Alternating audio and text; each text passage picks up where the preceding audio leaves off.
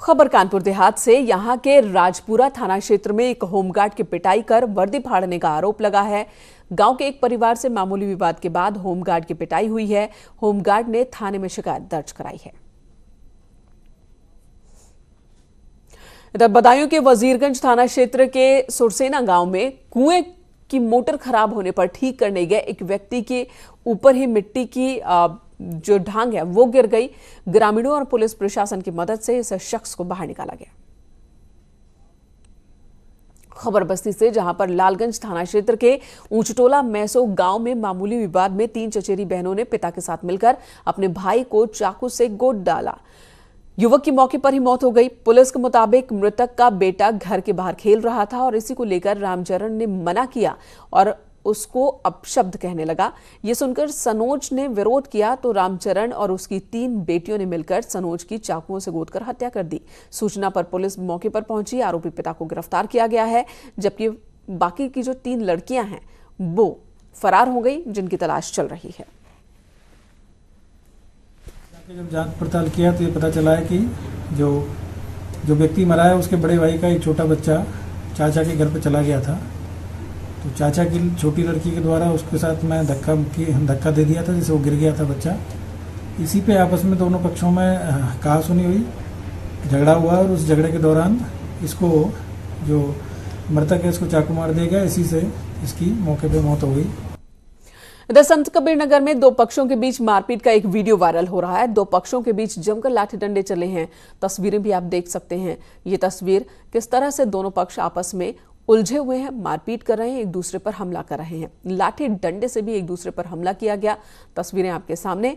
Video Dhanghata थाना क्षेत्र के दूल्हापार गांव का बताया जा रहा है। इस मारपीट की वजह जमीन का विवाद ही बताया जा रहा है। फिलहाल पुलिस ने दोनों पक्षों की तहरीर पर मुकदमा दर्ज कर आगे की कार्रवाई शुरू कर दी है।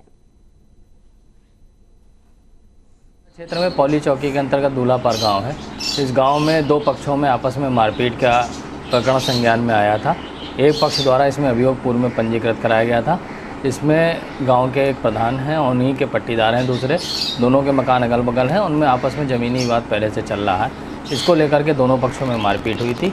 दूसरे पक्ष द्वारा आज आकर के अपने संबंधित घटना का एक वीडियो दिया गया है और उसमें एक तहरीर दी गई है।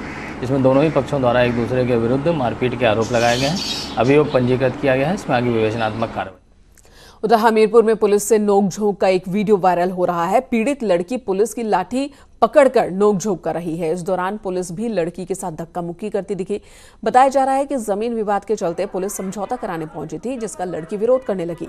चिकासी थाना क्षेत्र के जगनी गांव का ये मामला है।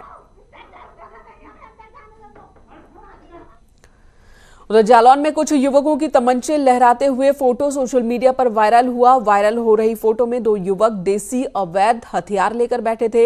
इस फोटो के वायरल होने के बाद पुलिस हरकत में आई है। मामले को लेकर अपर पुलिस अधीक्षक का कहना है कि एक टीम का गठन कर युवकों की तलाश शुरू कर दी गई है। युवकों को जल्द गिरफ्तार कर लिया जाएगा। एक फोटो असलहे के साथ वायरल हुआ है, उसकी सत्यता के बारे में और जानकारी की जा रही है। किसका है, कैसे है, उसके बारे में टीम बना दी गई है और शीघ्र उसमें कार्रवाई कर ली जाएगी। अम्बेडकर नगर पुलिस ने लाखों की ठगी करने वाले 2 साइबर ठगों को 62 किया है। ये ठग मोबाइल की आड़ में ठगी करते थे। पकड़े गए बदमाशों के पास से 3 मोबाइल फोन, ATM कार्ड और ठगी के 1,62,000 रुपए बरामद किए गए। मामले में अभी एक अभियुक्त फरार चल रहा है, जिसकी तलाश चल रही है। मेरे सामने प्रस्तुत होकर के बताया था कि उसके ATM से तकरीबन 2,96,000 रुपये के आसपास ऑनलाइन फ्रॉड करके कुछ लोगों ने पैसा निकाल लिया। उनकी शिकायत पे मुकदमा कायम करके इसकी जांच पड़ताल शुरू की गई और SHO VT और उनकी मदद के लिए जो हमारी सर्विलांस टीम उनको लगाया गया और समस्त जांच पड़ताल के बाद आज 2 अभियुक्तों को गिरफ्तार करने में पुलिस ने सफलता प्राप्त की है और इसमें 2 अभियुक्तों की गिरफ्तारी बाकी है, जिनकी तलाश। बरेली की शहर कोतवाली पुलिस ने फर्जी IAS अधिकारी को गिरफ्तार किया है। फर्जी IAS शशांक खुद को HRD मंत्रालय का कोऑर्डिनेटर बताता था। कमिश्नर से मिलने पहुंचा था। कमिश्नर रणवीर प्रसाद को उसकी बातों पर शक हुआ, जिसके बाद उन्होंने कोतवाली पुलिस को बुलाकर उसे गिरफ्तार करवाया। आरोपी शशांक पहले भी SSP और DIG को IAS बनकर कई बार कॉल कर चुका है। पुलिस ने जालसाज शशांक के कब्जे से 2 मोबाइल फोन और अलग अलग कंपनियों के 4 सिम कार्ड बरामद किए हैं। एक प्रकरण संज्ञान में आया जहां एक व्यक्ति कमिश्नरी पहुंचा था। वहां अपने आप को शशांक तिवारी IAS अफसर यूपी कैडर 2013 बैच का बता रहा था और अपने आप को मिनिस्ट्री ऑफ HRD में कोऑर्डिनेटिंग अफसर बता रहा था। शुरुआती पूछताछ में ही ये चीज़ें क्लियर हो गई कि इस तरह का कोई अधिकारी नहीं है और ये फर्जी तरीके से इम्पर्सोनेट कर रहा है अपने आप को और फर्जीवाड़ा कर रहा है।